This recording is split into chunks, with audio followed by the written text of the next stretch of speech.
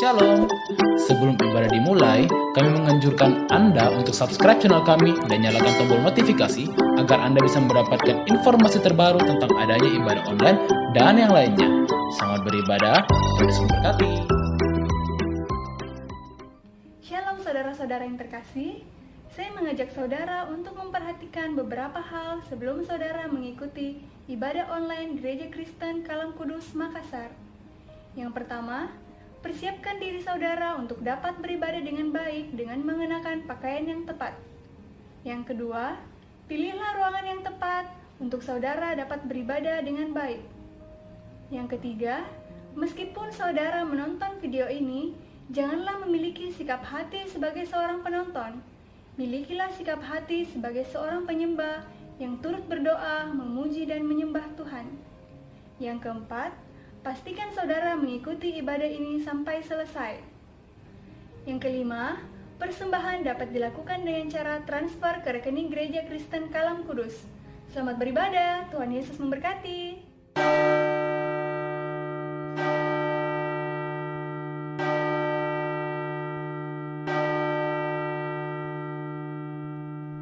Selamat pagi jemaat sekalian yang dikasihi oleh Tuhan. Kita bersyukur di tanggal 16 Agustus ini kita masih boleh diberikan kesempatan untuk bersama-sama beribadah walaupun kita di rumah masing-masing. Tapi biarlah kita datang ke hadapan hadirat Tuhan dengan segala kerendahan hati karena Tuhan hadir di tengah-tengah rumah kita sekalipun. Mari kita mempersiapkan hati kita dan diri kita. Saya undang jemaat sekalian untuk bangkit berdiri. Kita akan bersaat teduh bersama-sama.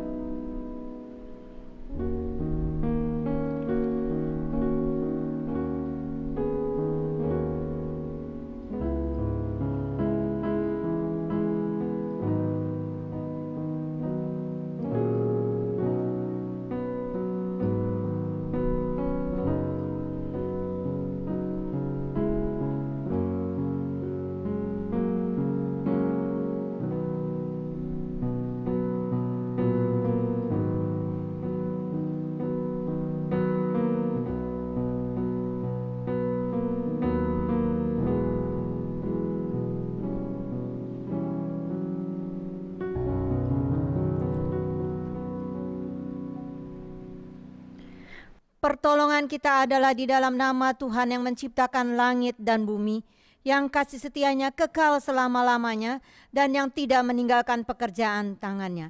Kasih karunia dari Allah Bapa kita dan dari Tuhan Yesus Kristus serta persekutuan Roh Kudus menyertai kita. Amin. Shalom saudara yang terkasih, merupakan sebuah sukacita bagi setiap kita kalau pada hari ini kita kembali boleh datang menghampiri Allah kita. Allah yang sudah begitu baik bagi kita, Allah yang menyertai dan memimpin kehidupan kita. Mari menyembah Tuhan, mari mengangkat hati kita kepadanya ke dalam mezbahnya yang kudus, sebab Dia hadir bagi kita.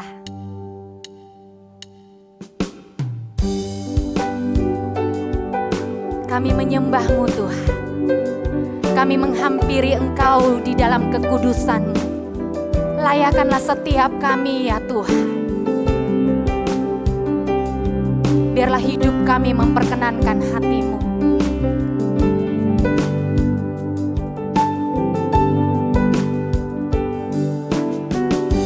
Ku menyembah dalam kudus hadirat-Mu,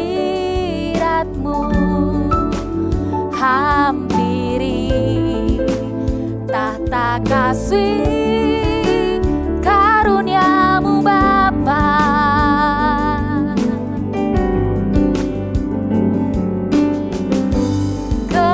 Kekuatanku hanya dalam hadirat-Mu, Yesusku, hanya Kaulah segalanya.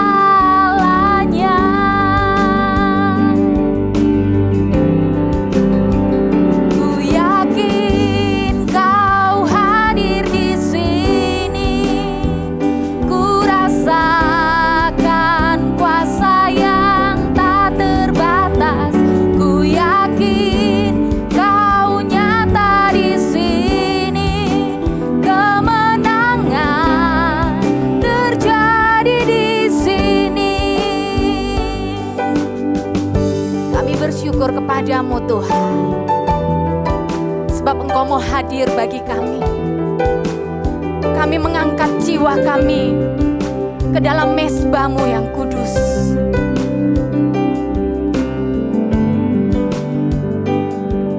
Kami sembah Kau Tuhan. Ku menyembah dalam kudus hadirat-Mu, hampiri tahta kasih karunia-Mu Bapa.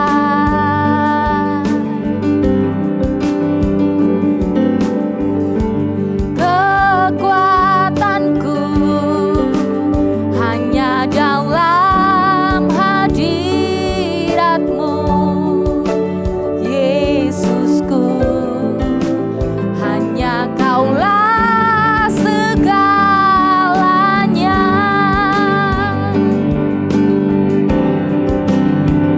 Ku yakin Kau hadir di sini, ku rasakan kuasa yang tak terbatas. Ku yakin Kau nyata di sini, kemenangan terjadi di sini. Ku yakin Kau hadir di sini, ku rasakan kuasa yang tak terbatas. Ku yakin Kau nyata di sini, kemenangan terjadi di sini. Ku yakin Kau hadir di sini, ku rasakan kuasa yang tak terbatas. Ku yakin Kau nyata di sini, kemenangan terjadi di sini. Ku yakin Kau hadir di sini, ku rasakan kuasa yang tak terbatas. Ku yakin Kau nyata di sini, kemenangan terjadi di sini. Pemulihan terjadi di sini, kemenangan terjadi di sini. Kami bersyukur ya Tuhan, sebab Engkau Allah yang mau hadir bagi kami di saat ini dalam ibadah kami. Kami bersyukur Tuhan buat kehadiran-Mu bagi kami. Biarlah setiap kami membawa sebuah korban yang menyenangkan hati-Mu. Kami mau Tuhan memberikan yang terbaik bagi Engkau. Karena Engkau Allah yang telah memberikan yang terbaik bagi setiap kehidupan kami. Arahkanlah hati kami kepadamu Tuhan. Di tengah-tengah segala apa yang kami rasakan dan kami alami saat ini, biarlah Tuhan yang boleh menjadi fokus daripada penyembahan kami. Ampuni kami Tuhan, ketika pikiran kami, hati kami, sikap kami menyakiti hati-Mu. Ketika kami menghampiri Engkau dengan cara yang tidak layak, ampuni kami. Ampuni kami Tuhan. Kuduskan kehidupan kami, sehingga hidup kami boleh masuk lebih dalam lagi dan menikmati kasih karunia-Mu, serta kami boleh dibangunkan oleh kebenaran firman-Mu. Ini seluruh kehidupan kami bawa kepadamu Tuhan. Di dalam nama Tuhan Yesus kami berdoa. Amin. Saudara yang terkasih, kita akan bersama-sama mengucapkan 10 hukum. 10 hukum. Jangan ada padamu Allah lain di hadapanku. Jangan membuat bagimu patung yang menyerupai apapun yang ada di langit di atas, atau yang ada di bumi di bawah, atau yang ada di dalam air di bawah bumi. Jangan sujud menyembah kepadanya atau beribadah kepadanya. Jangan menyebut nama Tuhan Allahmu dengan sembarangan, sebab Tuhan akan memandang bersalah orang yang menyebut namanya dengan sembarangan. Ingat dan kuduskanlah hari Sabat. Hormatilah ayahmu dan ibumu, supaya lanjut umurmu di tanah yang diberikan Tuhan Allahmu kepadamu. Jangan membunuh, jangan berzina, jangan mencuri, jangan mengucapkan saksi dusta tentang sesamamu, jangan mengingini rumah sesamamu, jangan mengingini istrinya atau hambanya laki-laki, atau hambanya perempuan, atau lembunya, atau keledainya, atau apapun yang dipunyai sesamamu. Silahkan duduk, saudara yang terkasih.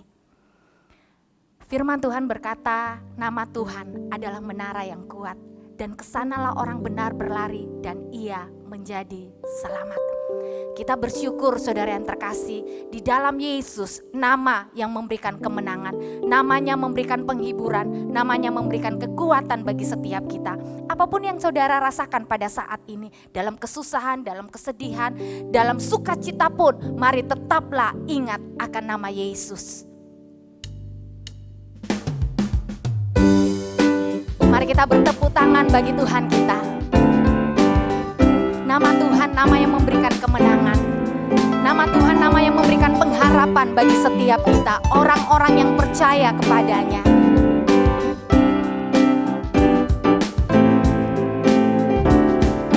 Ingat akan nama Yesus, kau yang susah dan sedih.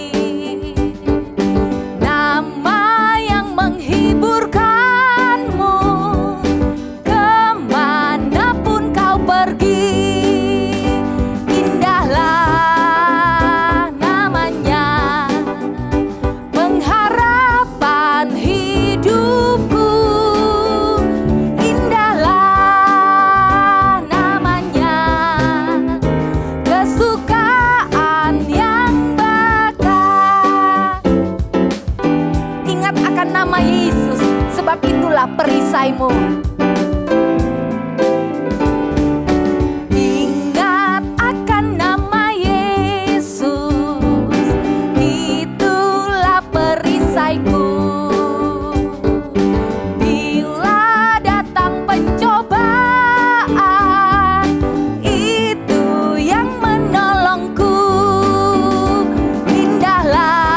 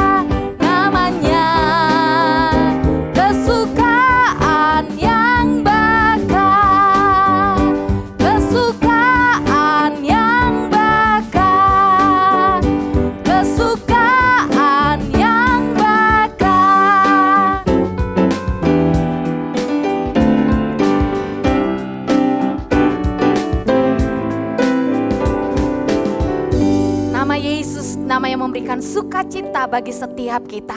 Sebab di dalamnya ada pengharapan, di dalamnya ada perlindungan, di dalamnya ada keselamatan.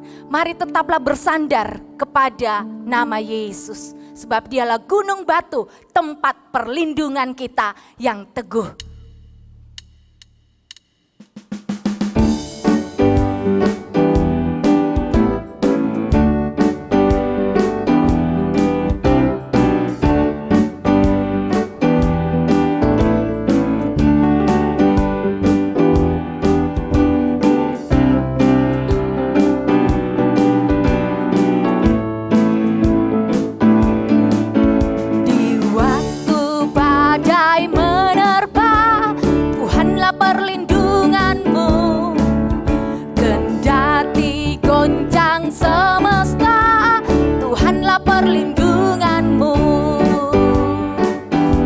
tempat perlindungan kita. Di waktu badai menerpa, Tuhanlah perlindunganmu. Kendati goncang semesta, Tuhanlah perlindunganmu. Yesus gunung batu perlindunganmu, gunung batu perlindungan. Yesus gunung batu perlindunganmu, tempat berlindung yang teguh. Mari bersandarlah kepada tempat perlindungan yang teguh. Yesus namanya. Baik siang maupun malam gelap, Tuhanlah perlindunganmu. Niscaya takutmu lenyap, Tuhanlah perlindunganmu. Yesus gunung batu perlindunganmu, gunung batu perlindungan. Yesus gunung batu perlindunganmu, tempat berlindung yang teguh. Hanya Dia satu-satunya tempat perlindungan yang teguh.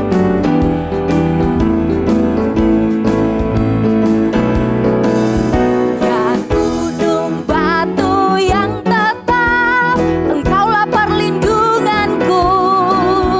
Di tiap waktu dan tempat, Engkaulah perlindunganku. Yesus gunung batu perlindunganmu, gunung batu perlindungan. Yesus gunung batu perlindunganmu, tempat berlindung yang teguh. Tempat berlindung yang teguh. Tempat berlindung yang teguh.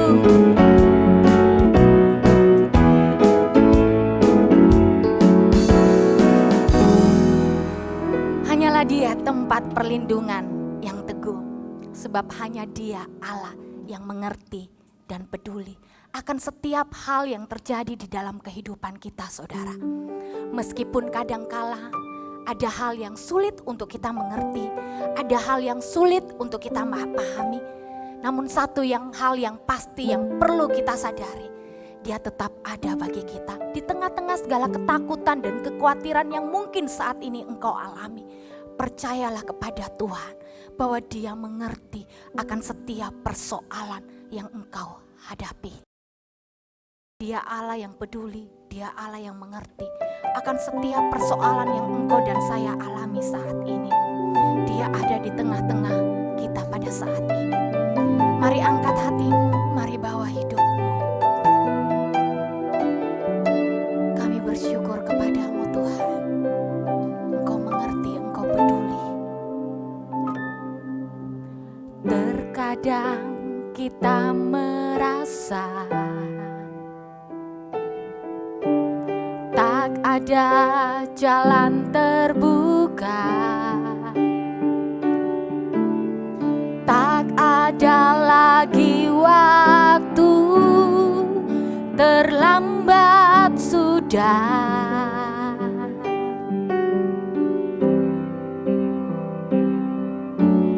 Tuhan tak pernah berdusta, Dia selalu pegang janjinya. Bagi orang percaya, mujizat nyata.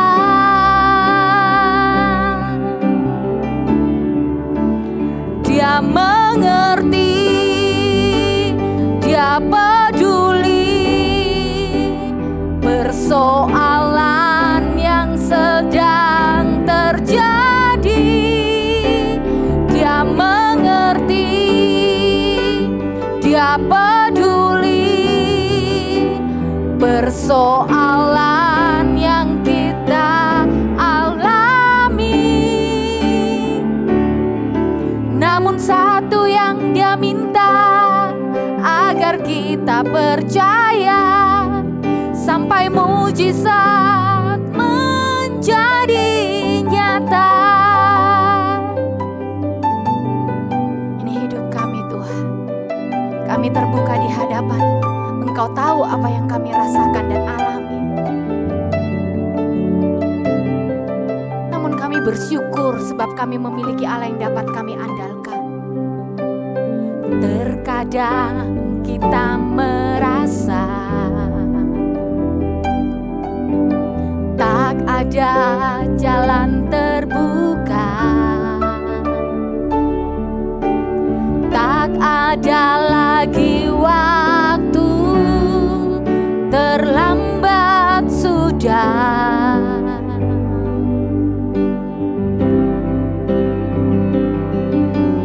Tuhan tak pernah berdusta, Dia selalu pegang janjinya. Bagi orang percaya, mujizat nyata.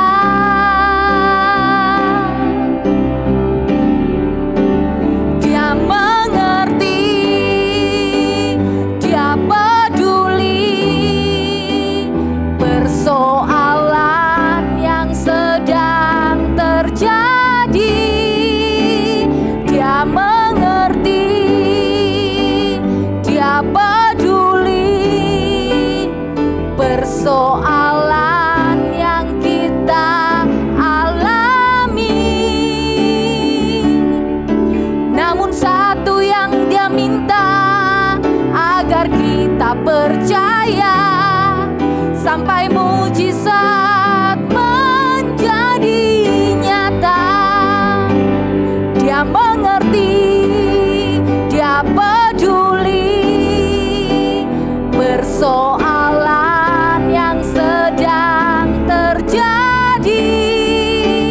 Dia mengerti, Dia peduli persoalan yang kita alami. Namun satu yang Dia minta, agar kita percaya sampai mujizat menjadi nyata.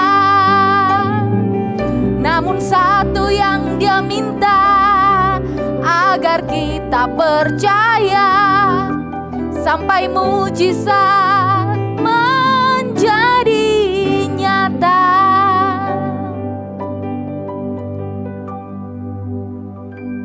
Dia Allah yang mengerti, Dia Allah yang peduli akan setiap hal yang terjadi dan apapun yang kita alami pada saat ini. Mari percayalah kepada Tuhan. Firman Tuhan pada hari ini akan disampaikan oleh penginjil Ang Siu Chen. Kita sudah bersama-sama memuji Tuhan. Tuhanlah Allah yang peduli kepada kita. Tuhan mengerti seluruh kehidupan kita. Mari kita sebelum mendengarkan firman Tuhan dan merenungkannya, kita akan bersama-sama kembali masuk di dalam doa.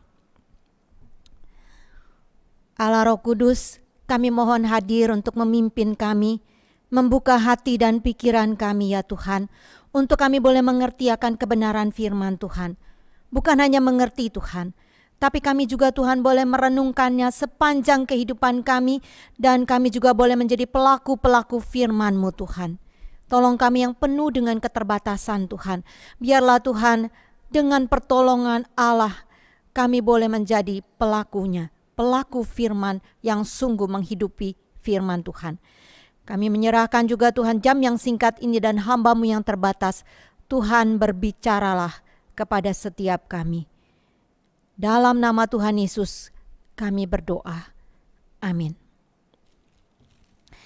Jemaat sekalian, kita akan merenungkan bagian kecil firman Tuhan yang terdapat di dalam Injil Markus pasal yang ke-5 ayat yang ke-21 sampai dengan ayat yang ke-24, kemudian ayat yang ke-35 sampai dengan ayat yang ke-43. Saya akan membacakan bagi saudara-saudara, Bapak, Ibu, dan jemaat sekalian yang dikasihi oleh Tuhan. Sesudah Yesus menyeberang lagi dengan perahu, orang banyak berbondong-bondong datang lalu mengerumuni Dia, sedang Ia berada di tepi danau. Datanglah seorang kepala rumah ibadat yang bernama Yairus. Ketika ia melihat Yesus, Tersungkurlah ia di depan kakinya dan memohon dengan sangat kepadanya. Anakku perempuan sedang sakit, hampir mati.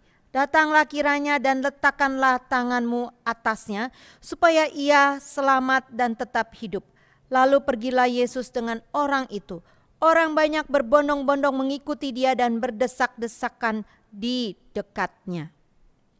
Ketika Yesus masih berbicara, datanglah orang dari keluarga kepala rumah ibadat itu dan berkata, "Anakmu sudah mati, apa perlunya lagi engkau menyusah-nyusahkan guru?" Tetapi Yesus tidak menghiraukan perkataan mereka dan berkata kepada kepala rumah ibadat, "Jangan takut, percaya saja." Lalu Yesus tidak memperbolehkan seorang pun ikut serta kecuali Petrus, Yakobus, dan Yohanes, saudara Yakobus. Mereka tiba di rumah kepala rumah ibadat dan di sana dilihatnya orang-orang ribut, menangis dan meratap dengan suara nyaring. Sesudah ia masuk, ia berkata kepada orang-orang itu, "Mengapa kamu ribut dan menangis? Anak ini tidak mati tetapi tidur." Tetapi mereka menertawakan dia.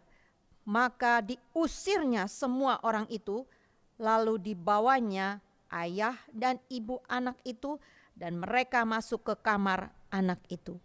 Lalu dipegangnya tangan anak itu, katanya, "Talitakum," yang berarti, "Hai anak, aku berkata kepadamu, bangunlah." Seketika itu juga anak itu bangkit, berdiri dan berjalan, sebab umurnya sudah 12 tahun. Semua orang yang hadir sangat takjub. Dengan sangat ia berpesan kepada mereka supaya jangan seorang pun mengetahui hal itu. Lalu ia menyuruh mereka memberi anak itu makan. Jangan takut, hanya percaya, adalah perkataan Yesus kepada Yairus. Pasti Yairus sedang ketakutan, bukan sedang dalam keadaan bahagia. Kalau bahagia, Yesus tidak akan mengatakan jangan takut. Siapa Yairus? Menurut bacaan firman Tuhan kita, Yairus adalah seorang kepala rumah ibadat. Lebih tepatnya, salah seorang kepala rumah ibadat di kota Kapernaum. Di kota Kapernaum rupanya bukan hanya satu kepala rumah ibadat, tetapi mungkin 2 atau 3. Bapak Ibu Saudara sekalian yang dikasihi oleh Tuhan, kepala rumah ibadat itu bukan seorang imam, tetapi mereka dipilih oleh para tua-tua kota, kemudian mereka ditunjuk untuk mengawasi secara fisik bangunan rumah ibadat atau sinagoge, dan juga termasuk mengawasi keuangan daripada rumah ibadat. Kepala rumah ibadat ini mempunyai tugas yang sangat banyak seperti majelis pekerja gereja pada zaman sekarang. Hanya kalau dulu mungkin 2 atau 3 orang, bahkan 1 orang saja itu merangkap tugasnya bermacam-macam. Termasuk sarpras, kemudian juga bidang ibadah, mengatur ibadah. Mereka harus mengatur kebaktian, mereka harus menunjuk siapa yang akan berdoa, siapa yang akan membacakan gulungan kitab. Dan mereka juga yang akan mempersiapkan gulungan-gulungan kitab yang harus dibaca. Bahkan mereka harus mencari pengkhotbah, mengundang pengkhotbah untuk datang berkhotbah di tempat itu. Bapak Ibu Saudara sekalian, bukan hanya di dalam hal keagamaan peran kepala rumah ibadat, tetapi peran mereka juga termasuk di dalam kemasyarakatan. Jadi tugas mereka itu sangat banyak. Mereka juga bisa merangkap sebagai seperti lurah atau RT RW begitu ya. Jadi semua masyarakat yang punya masalah bisa datang kepada kepala rumah ibadat juga. Jabatan kepala rumah ibadat sangat penting. Itulah yang dipegang oleh Yairus. Saudara sekalian yang dikasihi oleh Tuhan, Yairus sangat dikenal oleh masyarakat. Dan Yairus punya kehidupan yang cukup bahagia, bahkan bahagia. Dengan hadirnya seorang putri yang sudah 12 tahun memberikan kepadanya kebahagiaan. Namun kebahagiaan itu akhirnya menjadi sebuah badai besar dalam kehidupan Yairus. Mengapa? Karena putri yang dikasihinya ini, yang sudah memberikan kebahagiaan selama ini, sakit. Awalnya mungkin tidak seberapa parah. Yairus saya yakin dan percaya sebagai seorang kepala rumah ibadat, dia akan berusaha untuk mencari pertolongan. Dia akan mencari tabib yang paling baik di kotanya, kota Kapernaum ini, untuk bisa menyembuhkan putrinya. Kesembuhan tidak kunjung datang. Teman-temannya memberikan rujukan, oh tabib yang sebelah sana bagus, tabib C bagus, tabib D bagus. Yairus mencoba juga.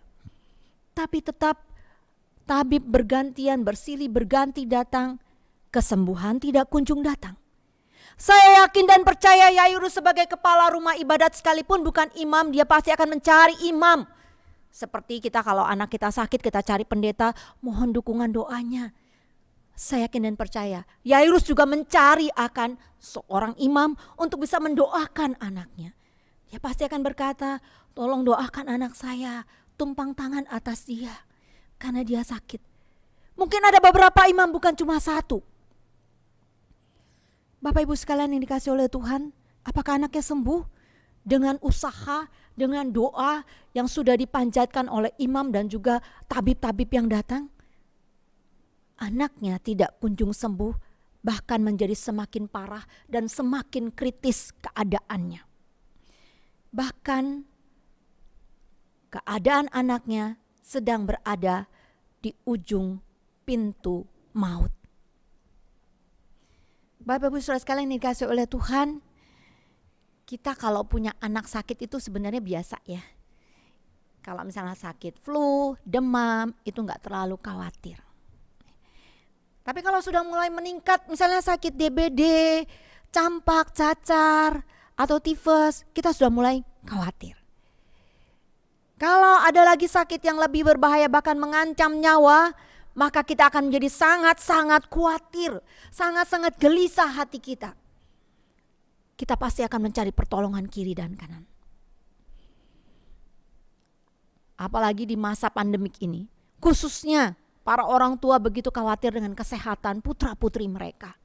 Terlebih mereka yang membawa penyakit-penyakit berbahaya di dalam tubuh mereka. Ada penyakit bawaan seperti asma. Orang asma akan sangat riskan untuk terkena COVID. Demikian juga misalnya dia sudah terkena kanker dan lain sebagainya. Pasti anak ini akan dijaga dengan sangat ketat dan cukup memberikan kegelisahan dan kekhawatiran tersendiri. Demikian juga dengan Yairus. Dia begitu ketakutan, dia begitu gelisah, dia begitu cemas dan berasa putus asa. Apa yang sudah diusahakannya, semua tidak ada hasil. Entah apa lagi yang harus diperbuatnya agar putrinya ini bisa tertolong. Dalam kebingungan dan ketakutannya itu, ketika putrinya sedang berada di ujung pintu kehidupan ini, sudah mendekati pintu maut itu. Tiba-tiba pada hari itu terdengar suara ribut-ribut di luar. Yesus, guru itu, dia datang kembali ke kota kita. Ayo kita lihat. Yesus datang. Mendengar keributan bahwa Yesus datang, Yairus di dalam hatinya terbersit sebuah harapan. Yesus, ya Yesus, bukankah dia yang pernah mengatakan kepada roh jahat, diamlah dan keluarlah. Maka roh jahat pun tunduk, diam dan keluar dari orang yang dirasukinya. Bukan cuma satu, tapi begitu banyak roh-roh jahat yang tunduk pada perkataannya. Dan bukan hanya roh jahat, penyakit pun bisa disembuhkan oleh dia. Dan bahkan dia pernah menyatakan, Yesus pernah menyatakan, saya tidak akan lupa bahwa dia berkuasa mengampuni dosa.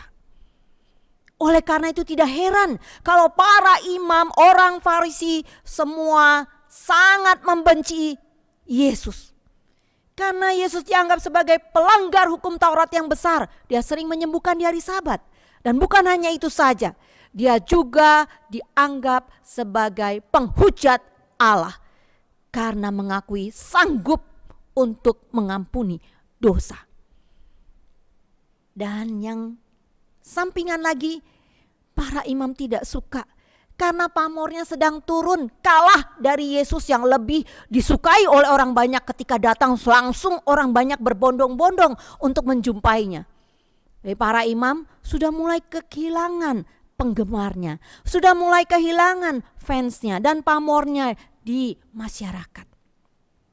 Tidak heran mereka sangat tidak suka dan mereka pun punya rencana jahat terhadap Yesus ini. Tapi aku perlu akan Yesus. Aku butuh Dia. Anakku harus sembuh. Tidak peduli kalau misalnya para imam tahu dan mencapku sebagai pengkhianat. Aku tidak peduli. Aku harus menjumpai Dia. Yairus segera meninggalkan tepi pembaringan anaknya yang sedang sekarat. Dan dia berlari keluar bersama dengan orang banyak pergi ke tepi danau. Bapak Ibu Saudara sekalian yang dikasihi oleh Tuhan. Yairus bukan hanya meninggalkan tepi pembaringan anaknya, tapi dia juga meninggalkan gengsinya sebagai orang penting, kepala rumah ibadat. Pejabat tinggi dia tinggalkan.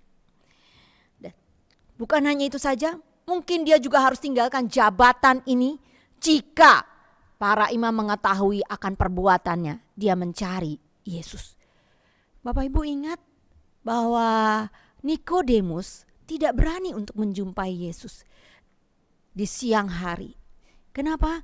Karena dia seorang Farisi. Dia seorang imam dan dia tidak berani untuk menjumpai Yesus di siang hari.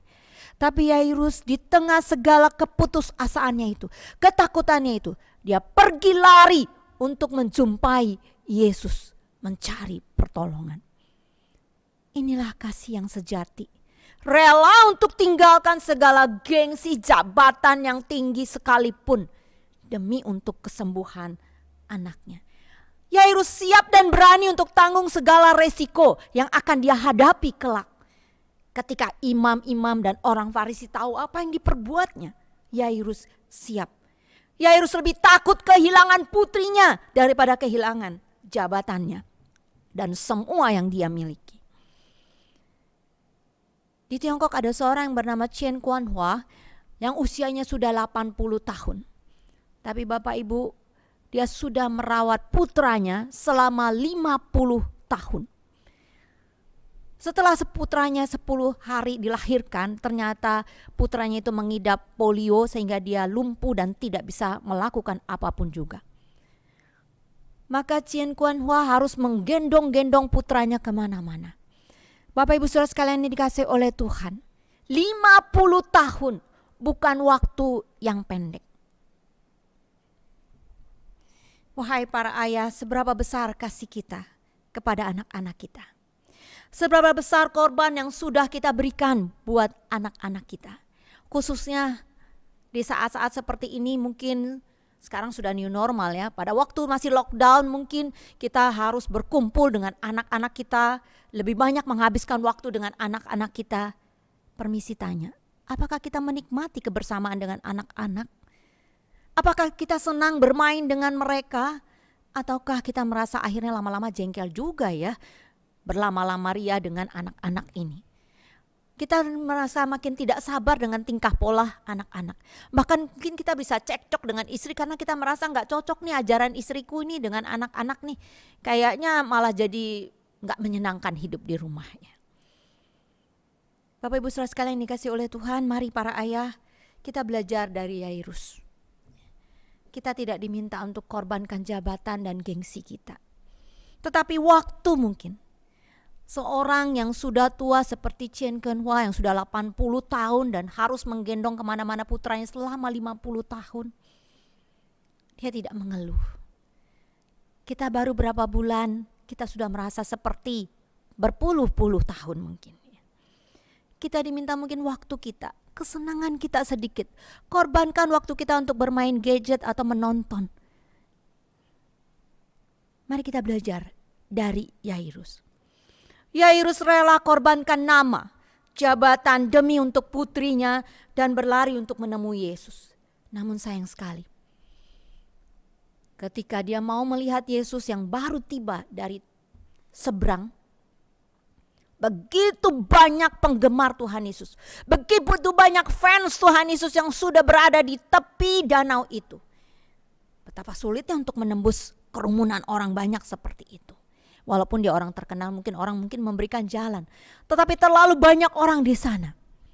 Dan ada juga yang tidak mau mengalah untuk bisa memberikan jalan kepada Yairus. Mereka adalah fans Tuhan Yesus. Mereka suka untuk dengar cerita Tuhan Yesus. Mereka suka untuk melihat bagaimana Tuhan Yesus membuat mujizat-mujizat yang luar biasa. Mengusir setan lah, menyembuhkan orang kusta, menyembuhkan orang sakit yang bermacam-macam. Yang dokter tidak bisa sembuhkan pun semua bisa sembuh. Mereka suka. Menjadi sebuah viral kalau misalnya dimasukkan di dalam gadget gitu ya, di dalam Instagram. Ini akan viral banget berita-berita seperti ini. Jadi gunjingan yang asik. Mereka fansnya. Mungkin sedikit sekali yang mau ikut Yesus dengan sungguh-sungguh. Mereka hanya butuh berkat dan pertolongan dari Tuhan Yesus. Yairus dalam keputusasaannya menembus kerumunan fans Yesus ini. Dan dia berhasil berhadapan dengan Yesus. Maka firman Tuhan berkata, tersungkurlah dia di depan kaki Yesus dan memohon dengan sangat. Anak perempuan yang masih kecilku hampir mati. Kiranya engkau datang meletakkan tangan-tangan atas dia supaya ia disembuhkan dan hidup. Keputusan Yairus untuk tersungkur di depan kaki Yesus adalah tepat dan benar. Yairus menyadari bahwa harta, jabatan, gengsinya dan usahanya tidak bisa untuk menyembuhkan putrinya. Tidak ada hasil sama sekali. Malah membuat putrinya berada di ujung kehidupan ini. Dalam keputusasaan dan ketakutan besar, Yairus tersungkur di hadapan Yesus. Kita juga punya masalah, bukan? Masalah mungkin banyak sekali dan sangat bertumpuk-tumpuk. Terkadang kita putus harap, tidak ada jalan keluar sepertinya. Di saat seperti ini kita mau cari kerjaan pun sulit. Yang diputus PHK pun mau kembali kerja cukup sulit. Dan masalah makin bertumpuk karena kebutuhan hidup tidak pernah berkurang. Tetapi makin bertambah banyak. Di hadapan siapa kita akan tersungkur? Di hadapan siapa dan di hadapan apa kita akan tersungkur? Tidak jarang orang melarikan diri dari kepahitan dan problema hidup ini dengan minum-minuman keras, dengan obat-obatan. Tidak jarang. Bahkan ada pula yang merasa bahwa hidup sudah tidak ada artinya lagi, sehingga mereka mengambil jalan pintas dan bunuh diri. Bahkan ada juga yang melarikan diri kepada hawa nafsu seperti menonton pornografi dan lain sebagainya. Di masa yang sulit seperti ini, ada yang sudah mengalami namanya hilang usaha, bangkrut dan lain sebagainya. Kita rasanya mau teriak keras-keras. Mari kita belajar. Yairus tersungkur di hadapan kaki Tuhan Yesus dalam keputusasaannya. Sebagai anak Tuhan, kita patut melihat contoh Yairus. Di dalam keputusasaannya, dia tidak lari kepada minuman keras. Dia tidak melarikan diri dari tanggung jawabnya. Dia juga tidak lari kepada hal-hal yang lain. Tetapi justru dia datang kepada Tuhan Yesus. Mari kita juga tersungkur di hadapan Tuhan dengan segala masalah pergumulan kita. Katakan kepadanya, Tuhan, aku punya banyak masalah yang tidak bisa ku selesaikan. Tolonglah aku, kuatkan aku, dan biarlah mataku masih bisa melihat jalan yang kau tunjukkan padaku. Setelah Yairus memohon dengan sangat, Yesus melihat pergulatan hati Yairus. Yesus melihat ketakutan dan kegelisahan yang sangat besar dalam diri Yairus. Karena itu Yesus langsung mengikuti langkah Yairus. Dia pergi ke rumah Yairus. Yesus mau menolong Yairus bukan karena Yairus itu seorang pejabat tinggi, kepala rumah ibadat. Yesus bukan sedang cari nama, tidak. Yesus menolong Yairus karena ingin menyatakan kabar baik kepada Yairus dan keluarganya.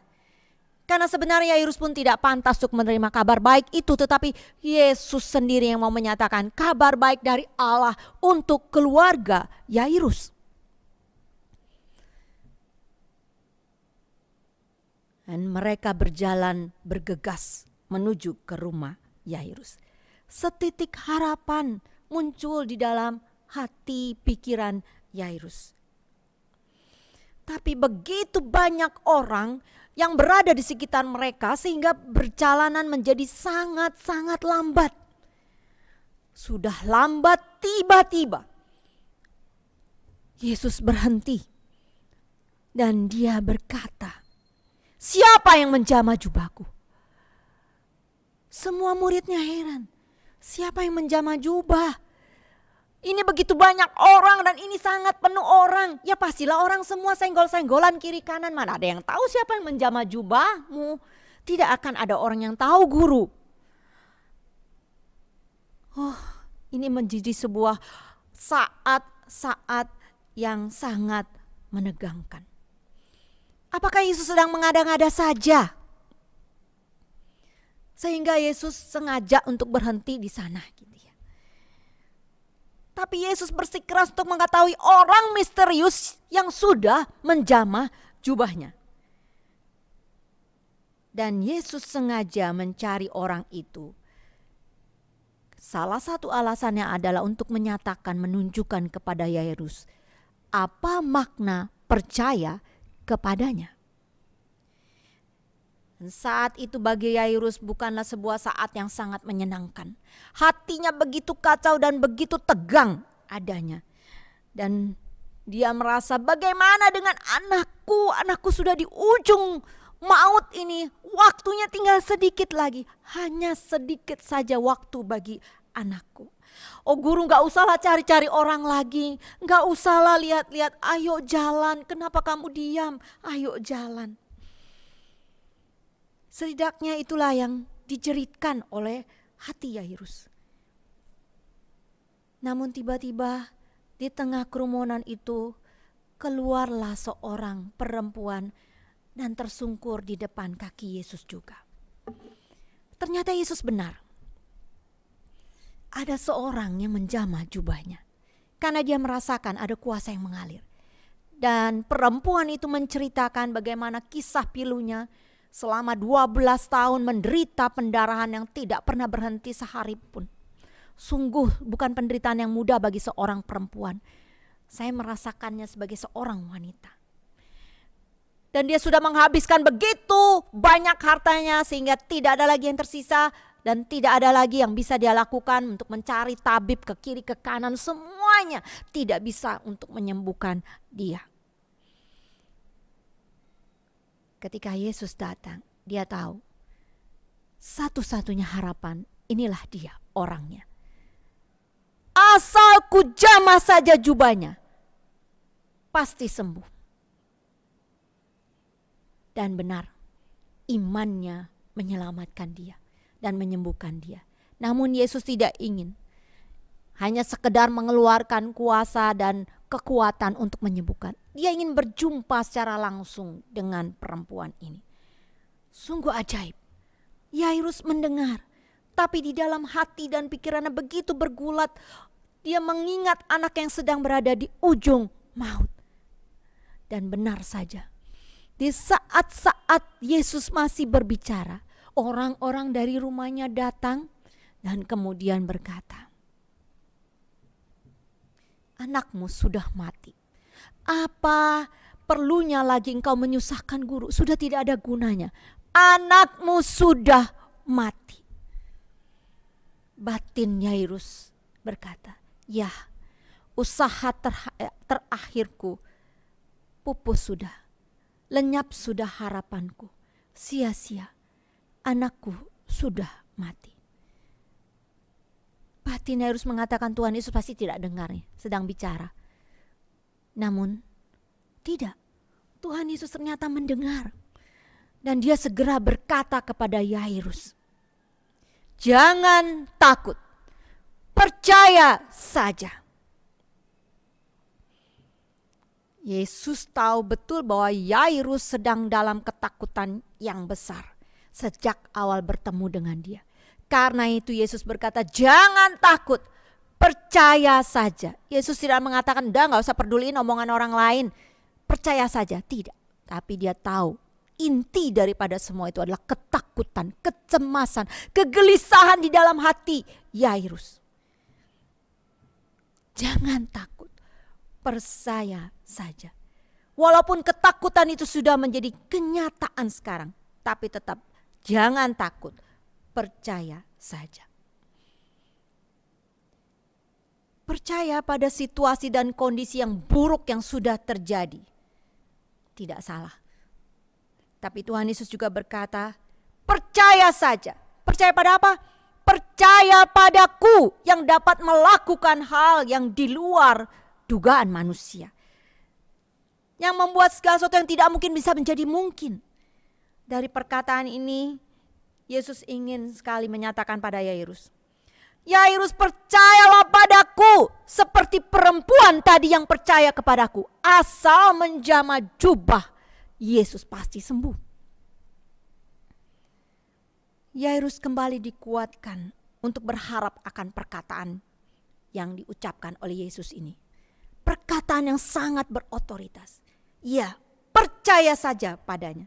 Walaupun orang banyak pada saat itu mengatakan, gak usah lagi menyusahkan guru, sia-sia, anakmu sudah mati, percuma saja kamu menyusahkan guru, sia-sia saja. Yesus tidak akan sanggup menolongmu, Pak. Tidak akan sanggup.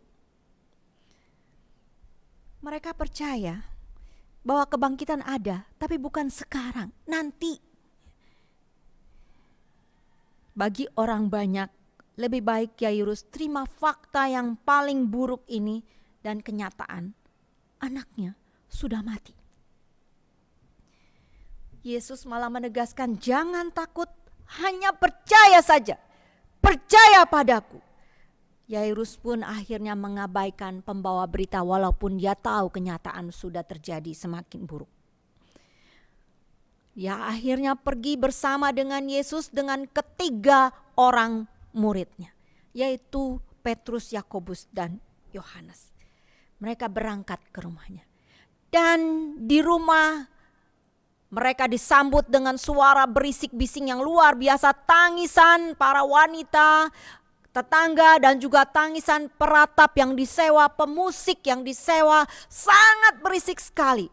Mereka semua seperti sebuah ada keributan yang sangat besar. Yesus berkata kepada mereka, mengapa kamu ribut dan menangis? Anak ini tidak mati, melainkan tidur. Mengapa kamu ribut dan nangis-nangis? Anak ini enggak mati, melainkan tidur.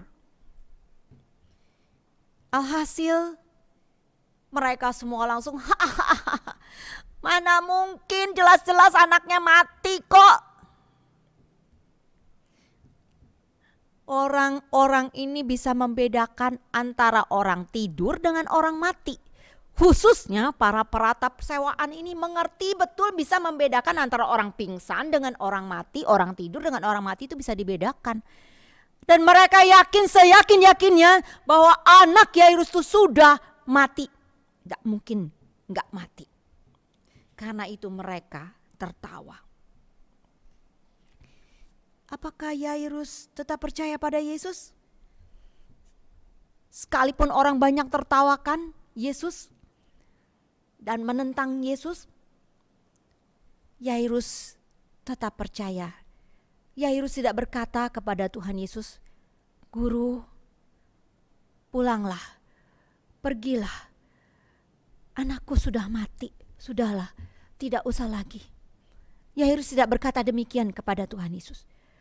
Yairus tetap percaya. Lalu apakah anak ini benar-benar tidur? Belum mati. Tuhan Yesus menyatakan tidur itu bukan secara hurufiah.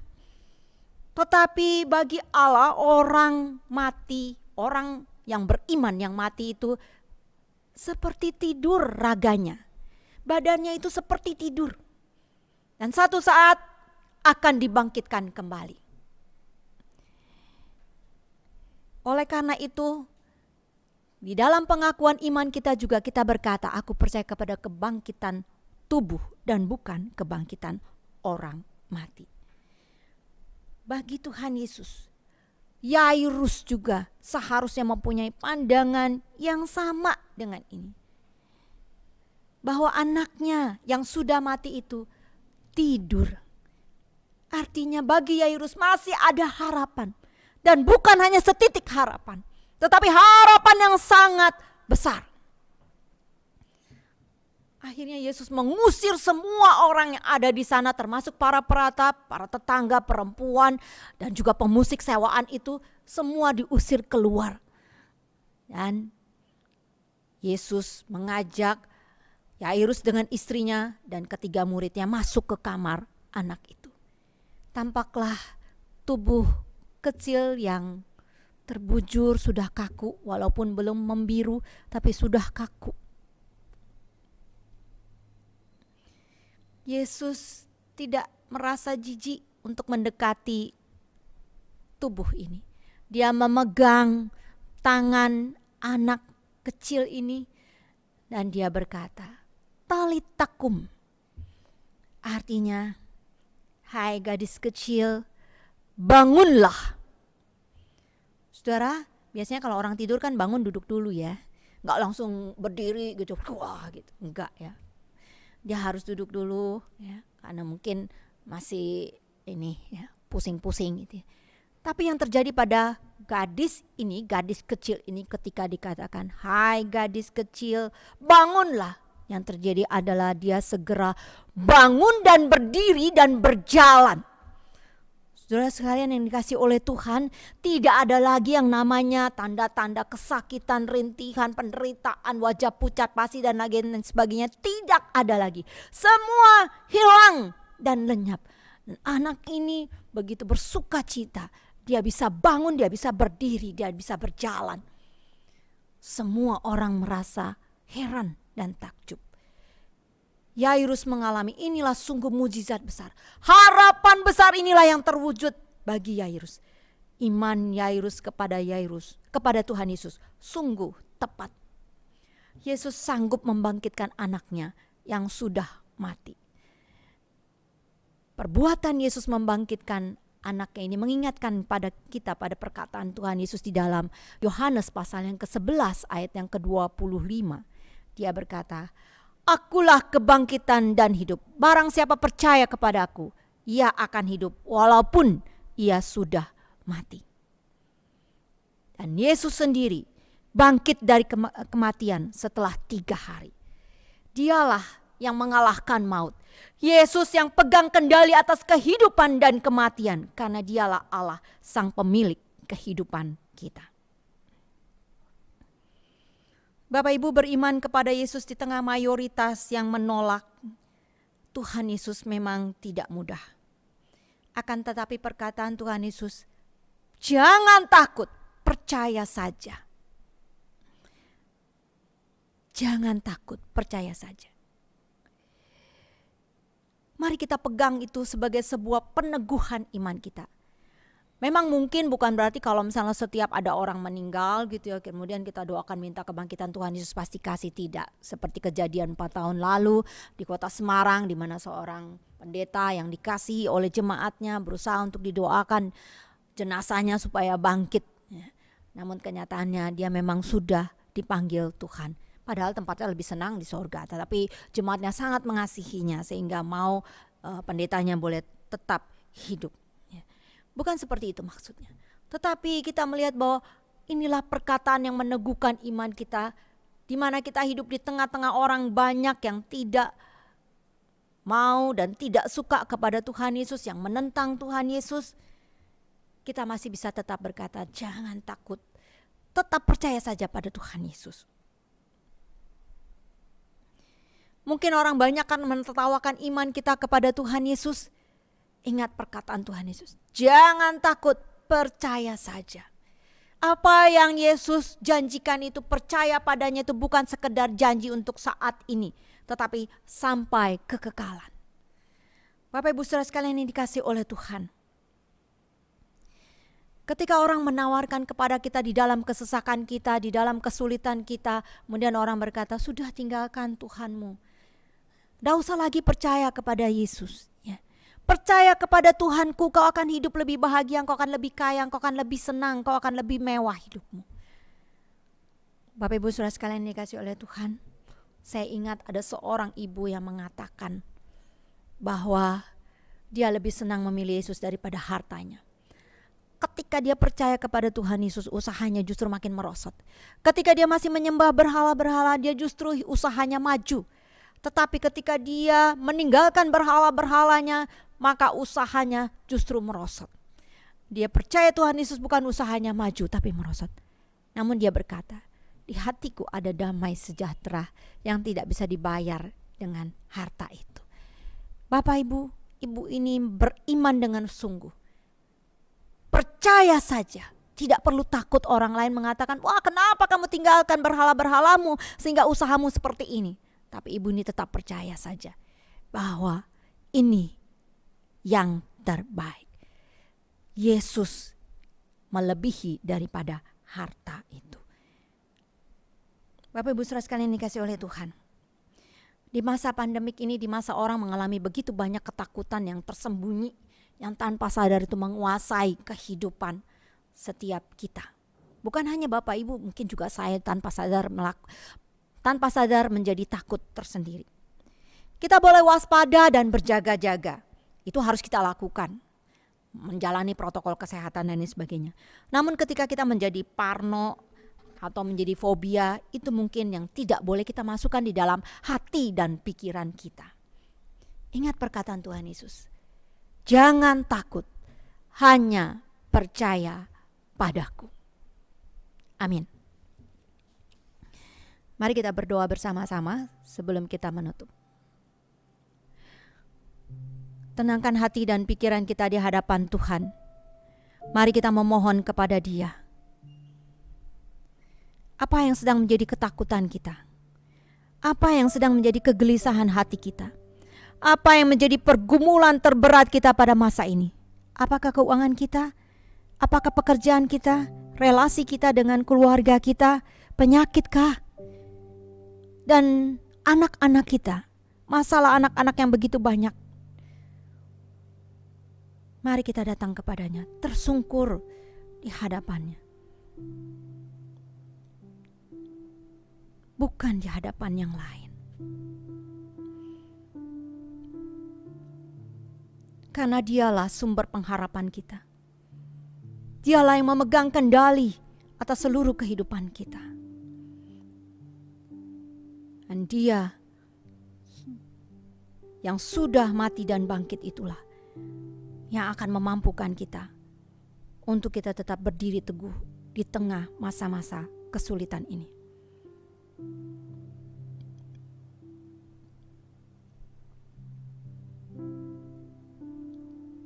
Tuhan Yesus, kami datang kepadamu di dalam segala permasalahan pergumulan hidup ini. Kami mungkin Tuhan tidak punya siapa-siapa lagi yang bisa kami serukan kesulitan kami. Kami mungkin Tuhan sudah merasa hidup ini terlalu berat Tuhan. Namun firman Tuhan ini sekali lagi mengingatkan kami untuk tidak takut. Karena ada Engkau yang bisa diandalkan. Karena ada Engkau yang begitu peduli dengan kami ya Tuhan. Tuhan tolong kami. Sekalipun kami Tuhan lemah tubuh. Sekalipun kami lemah di dalam ekonomi. Lemah di dalam berbagai macam hal. Tapi Engkau kuat Tuhan. Engkau Allah yang sungguh Tuhan punya rencana yang terbaik buat setiap kami. Kau yang memberikan kepada kami harapan, kekuatan untuk boleh tetap melangkah. Karena harapan kami bukan hanya di bumi ini saja, tetapi di bumi yang baru dan langit yang baru.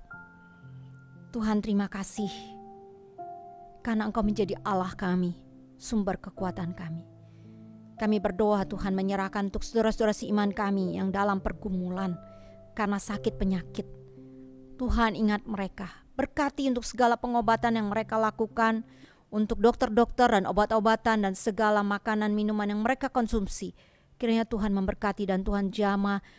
Tuhan biarlah sesuai dengan kehendak-Mu Tuhan, mereka boleh dipulihkan oleh Engkau Tuhan. Kami juga berdoa menyerahkan Tuhan untuk yang sedang mengalami kelemahan iman. Tuhan kuatkan mereka dan teguhkan mereka Tuhan. Sehingga Tuhan mereka bisa tetap melihat terang di balik segala apa yang mereka hadapi. Mereka boleh kembali Tuhan menjadi terang-terang Tuhan. Kami juga berdoa menyerahkan untuk pemerintah kami Tuhan, khususnya di dalam menangani akan wabah dan krisis yang sedang berlangsung. Tuhan tolong berikan bagi mereka hikmat, berikan bagi mereka Tuhan bijaksana-Mu Tuhan, sehingga wabah dan krisis ekonomi ini bisa segera berlalu.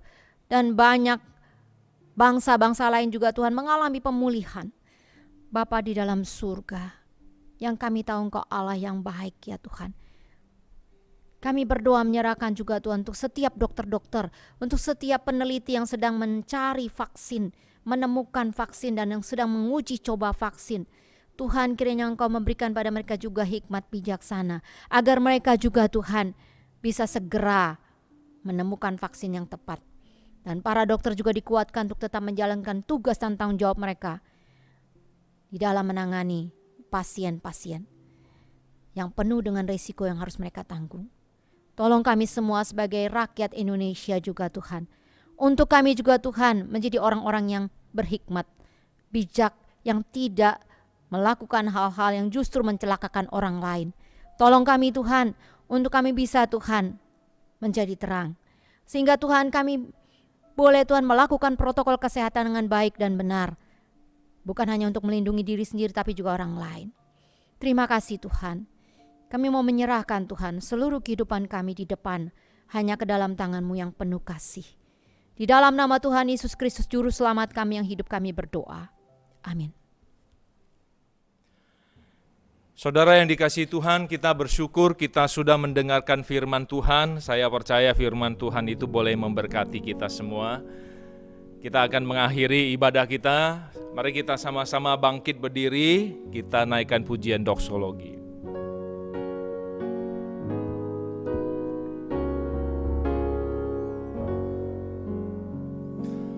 Puji Allah Bapa Putra, puji Allah Rohul Kudus,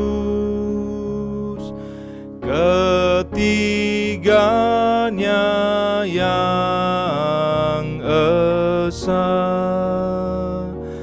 Pohon selamat sumber berkah. Amin.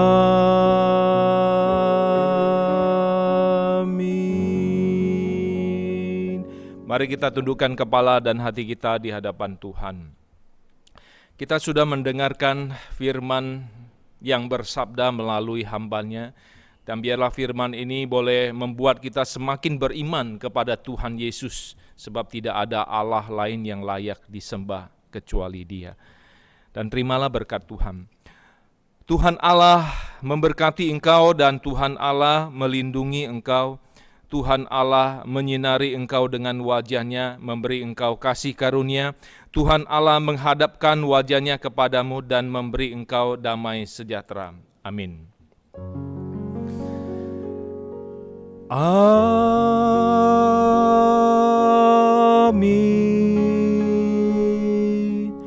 Amin.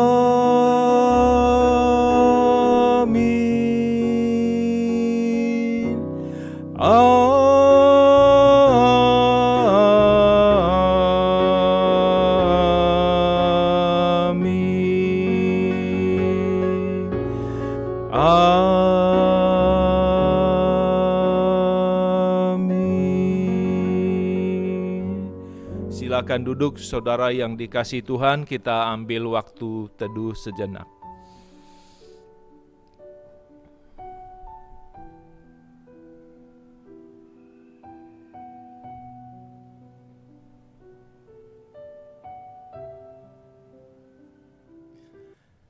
Saudara yang dikasihi Tuhan, ada beberapa hal yang saya mau sampaikan. Yang pertama adalah mari kita tetap setia beribadah. Saya percaya selama ini saudara sudah setia beribadah dan juga setia memberikan persembahan kita.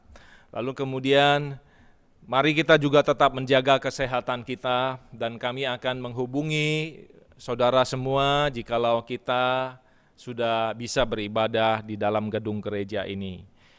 Dan biarlah semuanya kita boleh di dalam keadaan sehat dan kuat. Demikian yang saya bisa sampaikan. Tuhan Yesus memberkati kita semua. Selamat berhari Minggu. Shalom, Warta Jemaat Gereja Kristen Kalam Kudus Makassar, edisi 16 Agustus 2020. Ibadah minggu depan, tanggal 23 Agustus 2020 yang akan tayang di YouTube dipimpin oleh Pendeta James Japardi. Ibadah doa online akan tayang di YouTube Kamis tanggal 20 Agustus 2020 jam 7:30 malam yang akan dipimpin oleh Pendeta James Japardi. Halo adik-adik, jangan lupa ya, ikuti ibadah sekolah minggu online yang akan tayang di YouTube tanggal 16 Agustus 2020 jam 10 pagi. Bagi saudara-saudari yang berencana untuk menikah namun belum mengikuti kelas bimbingan nikah, bisa langsung daftar ikut kelas bimbingan nikah yang akan dimulai Maret 2021. Kelas katekisasi akan dilayani mulai Agustus 2021. Harap mendaftar secepatnya kepada Pendeta James Japardi. Turut berduka cita atas berpulangnya Ibu Ernitan ke rumah Bapa di sorga. Semoga keluarga yang ditinggalkan diberikan kekuatan dan penghiburan oleh Tuhan Yesus. Hormat kami, hamba Tuhan dan Majelis Gereja Kristen Kalam Kudus Makassar. Bagi para jemaat Gereja Kristen Kalam Kudus Makassar, baik yang di pusat dan yang di pos, kami berdoa Tuhan senantiasa melindungi kita semua sehingga kita dan sekeluarga selalu dalam keadaan sehat. Tetaplah beribadah kepada Tuhan di rumah masing-masing agar pertumbuhan rohani kita tetap terpelihara dengan baik. Salam kami, hamba Tuhan dan Majelis Gereja Kristen Kalam Kudus Makassar. Bagi Bapak, Ibu, Saudara-saudari yang tergerak memberikan persembahan misi dan persembahan saat malang untuk gereja kita, bisa transfer melalui nomor rekening Gereja Kristen Kalam Kudus Makassar atau menghubungi tata usaha gereja, atau bisa juga dengan cara barcode BCA yang tertera di warta ini. Bagi Bapak, Ibu, Saudara-saudari yang berulang tahun dalam minggu ini, Tuhan Yesus memberkati. Bagi para jemaat Gereja Kristen Kalam Kudus Makassar yang ingin tahu info penayangan ibadah online lainnya, bisa dilihat di YouTube gereja atau bisa juga di Instagram gereja. Tuhan Yesus memberkati.